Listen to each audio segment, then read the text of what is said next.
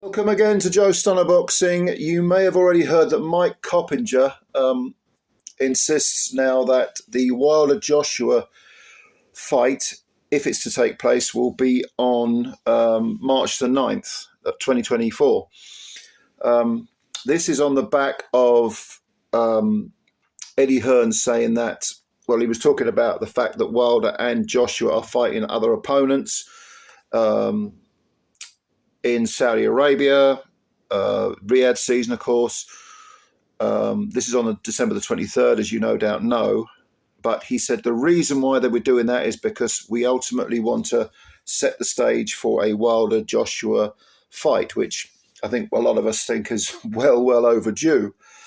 Now, Coppinger is saying he's going one stage further, and he's saying, oh, no, this is definitely going ahead on March the 9th.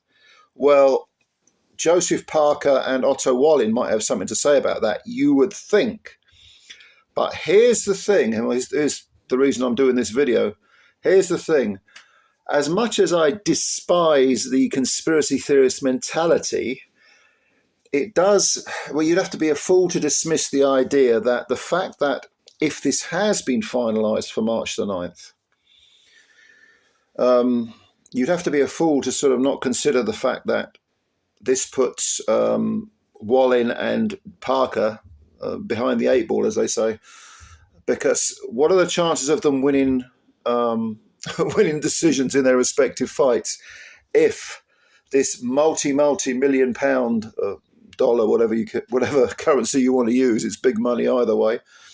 What if this has already been finalised? Then, I mean, surely the chances of Parker and Wallin winning a decision, surely that is now diminished. I mean, I can't imagine. I can't imagine that if all this money is being invested, and I know the Saudis have money to burn. I can't imagine that there'll be too many people too happy, at least in Europe or America, who are going to be, clicking their heels if the apple cart gets upset. Now, I'm not saying that the fix is in. I mean, you need evidence for a belief, but of course you can't dismiss the possibility that the fix could be in, because as we know, as naive and as stupid and as infantile as a lot of people are in believing all sorts of nonsenses about what goes on in boxing, I think you'd have to be supremely naive to believe that corruption on some level doesn't exist in boxing. I mean, the days of brown envelopes under the table are probably over, or have been over. We're not talking Blinky Palermo anymore. We're not talking, the mob running boxing, but we are talking about other ways of doing things. And I think we have seen too many weird and wonderful scores from certain judges, especially where elite fighters are concerned. Now, of course, the word robbery is constantly overused and misused and abused, but that's not to say robberies don't exist. Not every close fight is a robbery. In fact, close fights are not robberies. But if you look at some of the cards that have existed over the recent years, so let's say the last 10 years, Canelo's been given some strange cards. Yeah, you know what I'm getting at, don't you? I don't really need to sort of belabor the point. So what about this? Are Wallin and Parker stooges? Are they essentially being set up as fall guys, either literally or perhaps just figuratively, for the two big cash cows who are going to collide to create a vast amount of money? I mean, I don't think that, as much as I, intensely dislike the Saudis and their sort of fascist theocracy, they do have money to burn. I don't think it's a case of them worrying about losing money, because they've been losing money hand over fist with all their sports washing. It's designed to sort of create a new image for the country and the culture, and for them to become acceptable in the face of Western democratic nations. So I don't think they're that bothered about losing money. But they would be annoyed greatly, I think, if Wilder and Joshua did not fight, because this fight is apparently going to be in Saudi and on March the 9th, and they want that prestige. They want that. They want everyone all eyes to be on Saudi again, as they were for Fury and Ngannou. Despite the terrible pay-per-view numbers, again, doesn't matter about the money lost. It's all about the gravitas that's gained, the kudos that's gained. Riyadh season specifically was set up as a promotion of the United Arab Emirates, of Saudi Arabia, Dubai, and so on. So I don't know. I think I would be surprised if this is true, and the March the 9th thing is a given, and Eddie Hearn is being a little bit coy about it not being signed.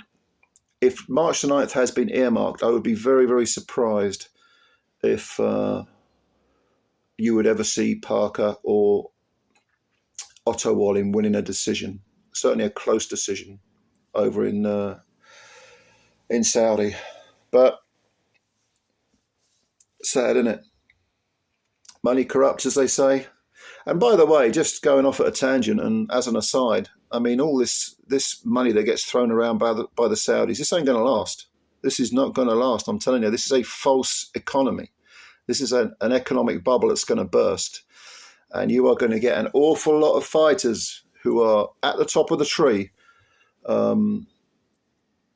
Maybe the top 2% of fighters who are on these cards, who are going to start to feel that they are entitled to be getting this enormous amount of money, no matter who they fight, no matter where they fight. So when this bubble does burst and the Saudis pull the plug on the all this money they're hemorrhaging, you watch, you'll get a lot of fighters who are going to start getting very sort of Violet Elizabeth Bott, very sort of entitled, very snotty, very spoilt, because they will have been spoilt. But that's just an aside. That's probably a discussion for another time. If you've got any comments about this March the 9th thing, what do you think? Do you think this is true? Do you think, well, first of all, do you think that Parker and Wallin are going to have any chance of winning decisions? Maybe, I mean, it's been said before, this isn't actually a new idea. Lots and lots of people have been saying for a long time now they've got no hope of winning decisions, because they want, ultimately, they being the people that have the purse strings and the promoters and the people in the US and the UK, DAZN, Top Rank, PBC, Queensbury, all these people who are involved in this December the 23rd bonanza. They want the right people to win. And in the case of Wilder, is obviously a PBC fighter. Joshua's DAZN, Matchroom. So these two guys, you're talking about two different sides of the Atlantic. Yeah. A lot of people have been saying for a long while, it's the case of knock them out to get a draw as far as Wallin and Parker are concerned. But you never know. I mean, I've made a couple of videos regarding those two fights, and I'm telling you now, I mean, I make Joshua a favourite, and I would probably make Wilder a slight favourite over Parker, but they're not foregone conclusions. Absolutely not.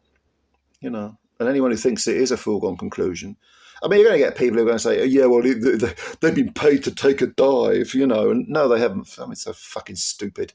Again, that type of, B-movie, 1950s B-movie corruption doesn't exist anymore. We're not talking about the era of the mob. We're talking about corruption being done in a far more subtle way. Christ almighty, if you want corruption, you want what you might call legalized corruption, look at what goes on with some of these ruling bodies. mentioning no names, WBC, WBA. But yeah, anyway, you got any comments, leave them below. Interested to hear your thoughts. Subscribe to the channel if you're new. Hit the like button if you don't mind as well. And I will catch you later. Bye for now.